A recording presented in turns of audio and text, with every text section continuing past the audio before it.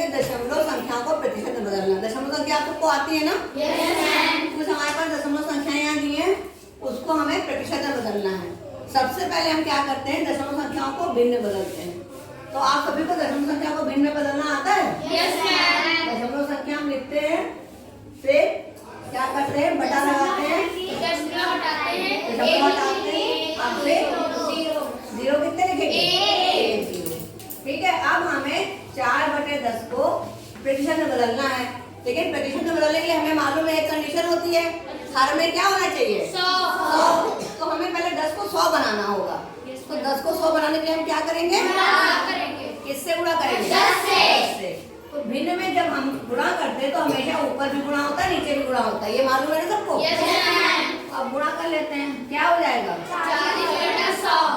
अब इसको हम क्या लिख सकते हैं? 40%। तो हमने देखा कि दशमलव संख्या जो है वो प्रतिशत में बदल गई। ठीक है, इसी तरह से अगला सवाल बता दीजिए जरा, क्या करेंगे? दशमलव हटाएंगे, 1 लगाएंगे, 1 0। ठीक है, फिर गुणा किससे करेंगे? 10 से। भाई नीचे 100 लाना है। Yes ma'am. गुणा किससे करेंगे? 10 से। फिर 10 से गुणा कर दिया, क्या आ गया? 50/100। 50/100 आया और ये हो जाएगा 50%। अगली गिनती हमारे पास है, अगली संख्या सॉरी है 2.20। फिर क्या करेंगे? जीरो कितने लगाएंगे? 2 लगाएंगे। अब इसमें देखना है कि यहाँ पे 100 हमारे पास पहले आ गया है, तो हम गुणा नहीं करेंगे, सीधे हमारा क्या हो जाएगा? 220%। हाँ, 220%। समझ में आ रही बात ना? जब नीचे में 100 मिल जाएगा तो फिर हमको सीधे लगा देना, हमको गुणा नहीं करना है, मेरा काम और आसान हो जाएगा। अब इसमें क्या है, क्या करेंगे? जीरो बचे, क्या आ जाएगा? 407%। तुम्हारे सवाल और आसान हो जा रहा है, देख रहे हो ना, यहाँ पे 100 आ रहा है, गुणा करने वाला चीज कम हो जा रही है और यह सीधे आ जा रहा है ना? फिर अगला है सवाल 20.2, इसको बदलेंगे, जीरो कितना रहेगा? 1 0।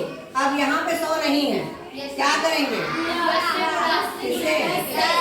ठीक है, कर लीजिए गुणा, ऊपर करेंगे तो क्या आ जाएगा? 20। नहीं, 2 क्यों आएगा?